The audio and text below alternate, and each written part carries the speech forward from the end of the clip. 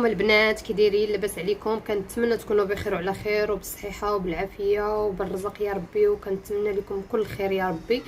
اليوم جيت نقدم معكم واحد الوصفه اللي فعاله في هذا البرد هذا، يعني كتقضي على الكحبه، على السعال، يعني فعاله ومجربه.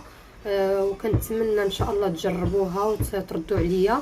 هذا الانتيبيوتيك اللي هو طبيعي كما كتشوفوا معنا.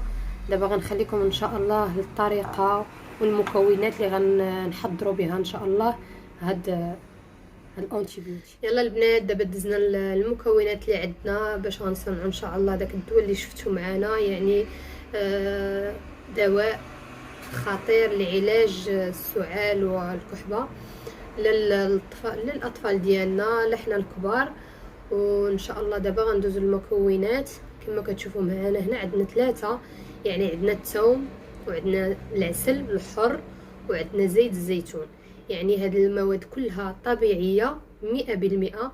الا ما نفعتناش ما غضرناش. دابا غندوزو الفوائد ديال الثوم. فوائد ديال الثوم كل سيده عارفه الفوائد ديال الثوم خطيره، يعني مفيده لا للشعر لا للجسد ديالنا كامل. الا كليتيه غير هو بوحدو على الريق يعني كيطرد لك كاع السموم اللي عندنا في الذات، يعني عنده فوائد خطيره.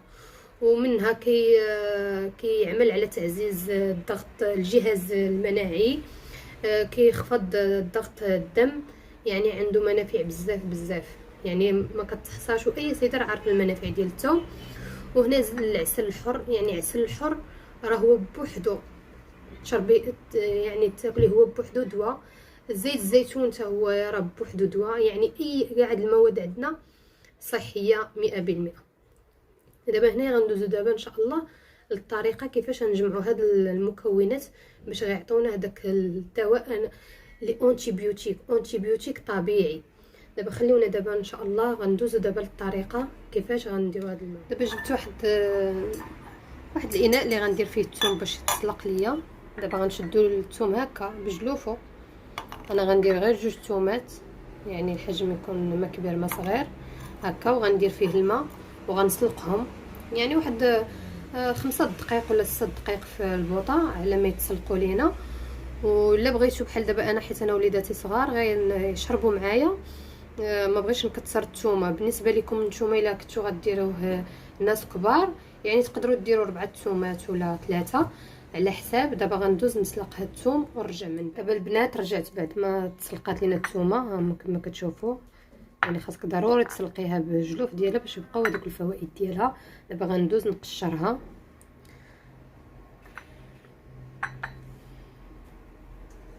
نقشروها هكا شي في ساعه تحيد معنا.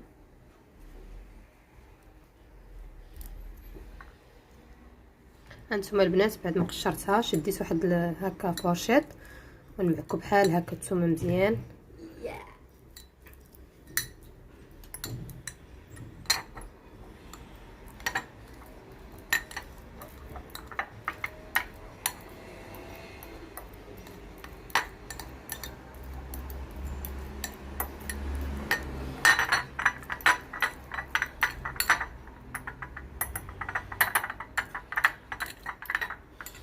بعد ما معكناها هكا مزيان غنجيب هكا واحد قريعه هكا ديال الدجاج كما كتشوفوا. انا شديت عقمتها وما مسحتهاش، عقمتها وحطيتها هكا فوق سميتو فوق واحد المنديل تقطر لينا على خاطرها. يعني خاصكم القرعه تكون معقمه. الا عندكم ديال الكونفيتير ولا ديال داك ديال المطيشه، يعني المطيشه المركزه، هذوك القرعات هما تغسلوهم مزيان وتعقموهم وديروا فيهم هاد الدواء هذا. دابا انا جبت هاد سميتو هكا غندير فيها انا هاد الثومه.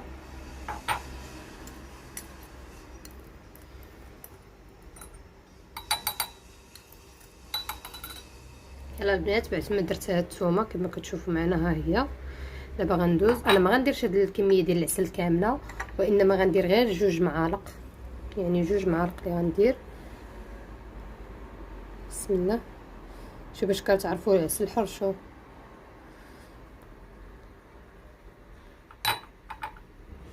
نديرو 2 معالق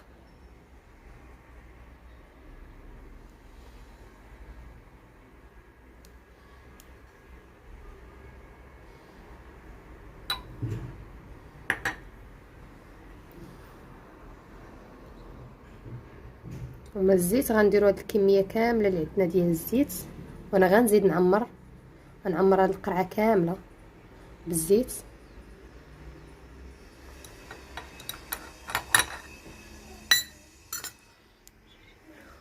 صافي نحركوه مزيان هكا.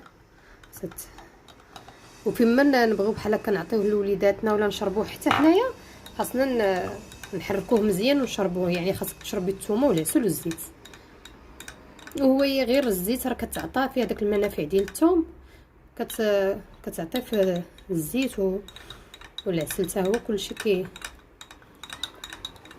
يعني دواء صحي 100% وفعال. انا ديما كنديرو كل عام في ياك كتعرفوا الجو ملي كيتبدل بنادم كيضربوا البرد، غير تحسوا بوليداتكم كيعطسوا ديروا لهم هذه الوصفه هذه وكونوا متيقنين بانكم غتنفع معكم. دابا غندوز انا نعمر القرعه بالزيت. انا عمرت دابا القرعه بالزيت صافي. ها هو دابا هاد الدواء ديالنا وجد. كنتمنى تعجبكم هاد الوصفه اللي جربت معكم اليوم، اللي حضرت معكم اليوم. انا ديجا مجرباها، يعني راه فعاله، وانا ديما كنديرها ليا وكنديرها لوليداتي، كنديرها للعائله ديالي، يعني كتنجح معاهم. سبحان الله، يعني في اسبوع ما كيبقى. كما قلت لكم البنات، هاد الوصفه هذه كيفاش الاستعمال ديالها هي وان في الصباح بحال هكا في الريق، يعني قبل الفطور كنحركوها مزيان هكا، تحركيها وتهزي واحد الكميه ديال الثومه وديال العسل بحال هكا، ملعقه صغيره في الفطور قبل الفطور، يعني قبل على الريق تشربي ملعقه. بحال بالنسبه للدراري الصغار ملعقه صغيره، بالنسبه للكبار راه ملعقه كبيره. وقبل ما تنعسي عاوتاني، قبل ما تنعسي يعني منين نبغيو نمشيو نعسو نشربوا عاوتاني، نعطيو لوليداتنا عاوتاني كذلك بحال نفس الملعقه صغيره للدراري الصغار وكبيره للناس الكبار. وكنتمنى الشفاء لكل واحد يا ربي. وكنتمنى تعجبكم هذه الوصفه، كنتمنى تعجبكم هذه الطريقه اللي درت معكم اليوم،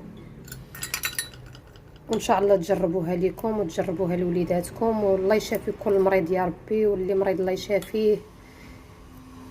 ومع هاد النزلات ديال البرد راه واخا تعيمت تحضي راسك وانما كيضربك البرد. يلا كنتمنى يعجبكم هاد الوصفه اللي درت معكم اليوم ديال الانتي بيوتيك، وتجربوها لوليداتكم وليكم حتى نتوما. يلا خليتكم على خير البنات، وتهلاو ليا في ريوسكم، والفيديو الجاي ان شاء الله. وكنتمنى نكون كنت خفيفه على قلوبكم. يلا بسلام عليكم، ما تنساوش لي لايك والاشتراك ديالكم كيحفزني بانني نزيد لقدام. يلا بسلام عليكم البنات، والفيديو الجاي ان شاء الله. وخليتكم على خير، ونلقاكم في احسن الاحوال يا ربي.